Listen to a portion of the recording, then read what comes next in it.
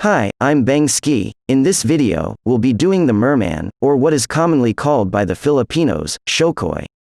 Mermen, the counterparts of the mythical female mermaids, are legendary creatures, which are male human from the waist up and fish-like from the waist down, but may assume normal human shape.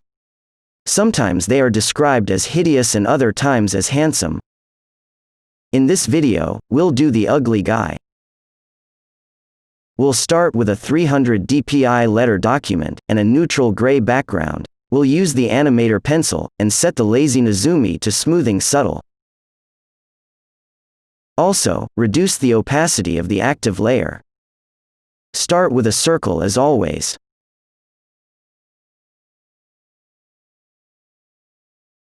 When doing character illustrations, always do basic shapes, like boxes, and circles. This way, you will have a feel for the volume of the character. Always remember that the complex is just the accumulation of the basic.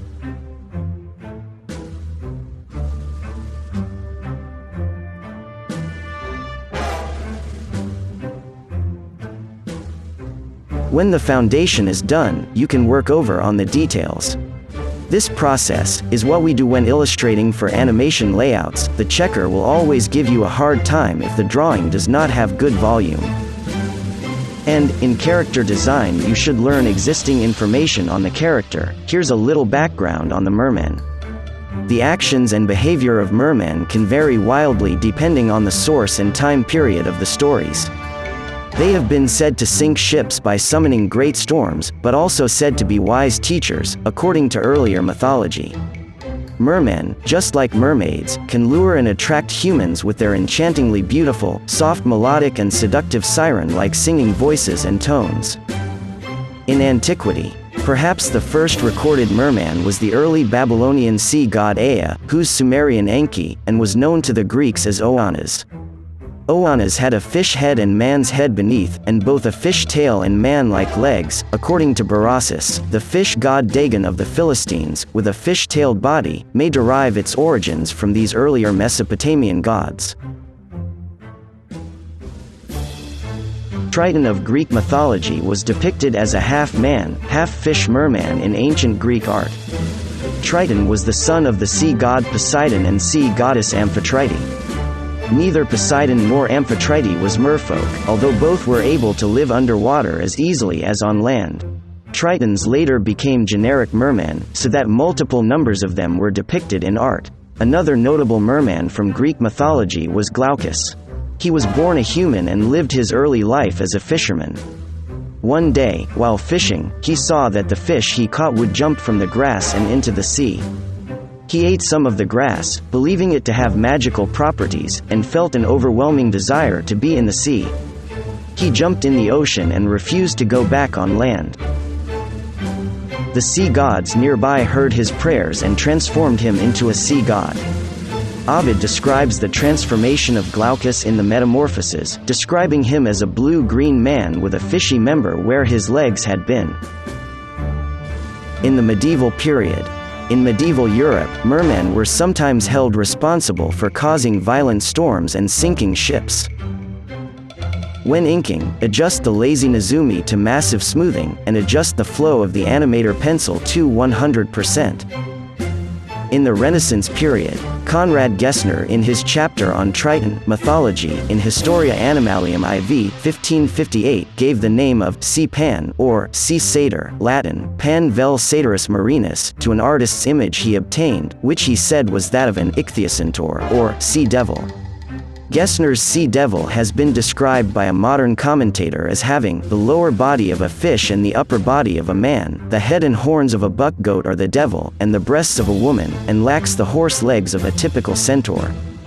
Gessner made reference to a passage where Aelian writes of satyrs that inhabit Taprobana's seas, counted among the fishes and sea monsters. In the Germanic folklore, Icelandic folklore speaks of mermen known as Marbendler. Annetta og Havmanden is a Scandinavian ballad of late composition, late 18th century, that tells of a merman who was mated to a human woman named Annetta, and unsuccessfully pleaded her to come back to him and their children in the sea. Outward appearance. English folklorist Jacqueline Simpson surmises that as in Nordic, Scandinavian countries, the original man-like water dwellers of England probably lacked fish-like tails. A wildman, caught in a fishnet, described by Ralph of Coggeshall, was entirely man-like, though he liked to eat raw fish and eventually returned to the sea. Catherine Mary Briggs opined that the mermen are often uglier and rougher in the British Isles. Mermen, which seldom frequent American folklore, are supposedly depicted as less beautiful than mermaids. In Celtic folklore, the Irish narrative about a male Merrow named Kumar, described as extremely ugly creatures with green hair, teeth and skin, narrow eyes and a red nose, turned out to be folklore, the entire Soul Cages story being invented by Thomas Cately by adapting one of Grimm's folklore pieces. Articles mentioned are from Wikipedia, under Creative Commons Attribution Share Alike license. For a more complete information regarding personalities mentioned, please visit the Wikipedia site, link will be given in the description. We'll start coloring by clicking the magic wand on the area outside the line drawing, and creating a reverse selection by pressing Ctrl-Shift-I. Create a layer underneath the outline, and fill it with neutral gray. We'll color the neutral gray by pressing Ctrl and the letter U. The hue saturation palette will appear. Here we will adjust the base color.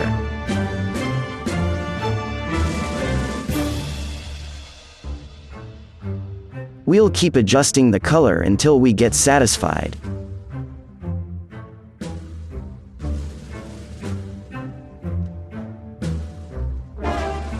I'm adjusting the outline. It seems that the outer arm is bigger. We need to match that.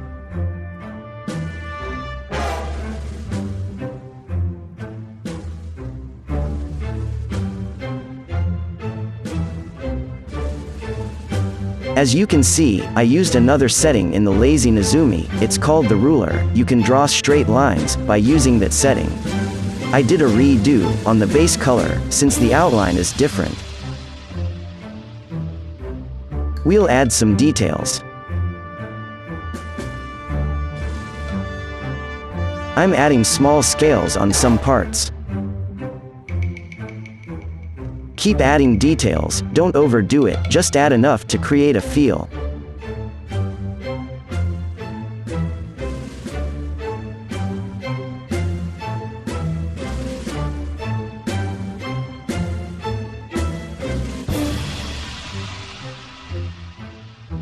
We'll do a second color on a clipped layer.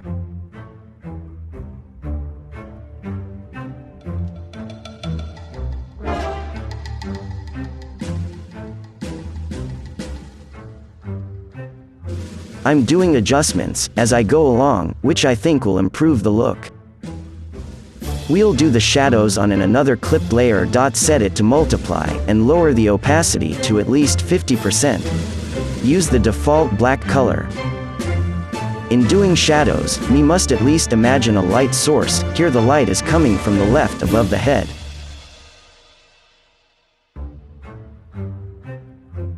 A clipped layer can be created by placing a new layer above our base color. Select that new layer, and press Alt. Move the cursor down toward the base layer. The cursor will change to a downward arrow. Just click and a clip layer will be created.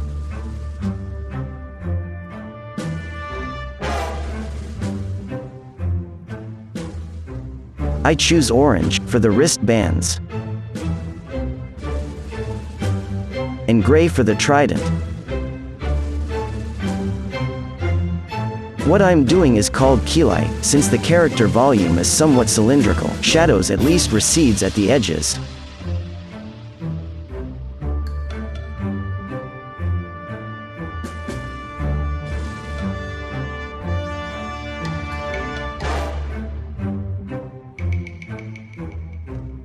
Remember, always practice the basics.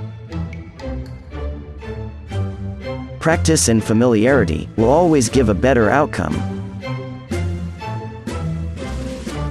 It will always be difficult at the start. Don't quit, just keep at it.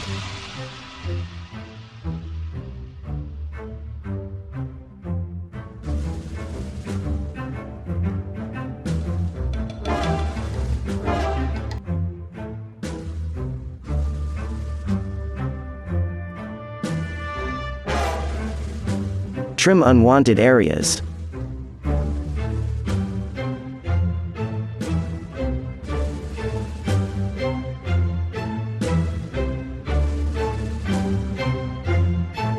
After this, I will do another video, for the small guy in the opening board. That design was based on a show by the Discovery Channel.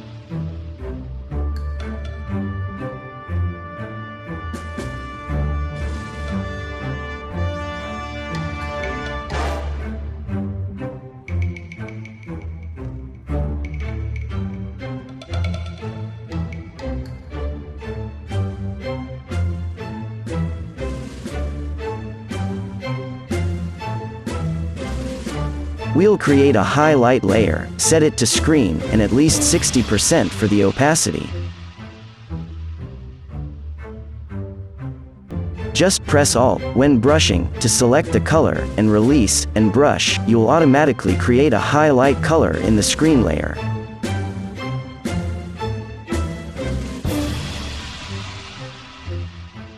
And we'll keep adjusting until we're satisfied.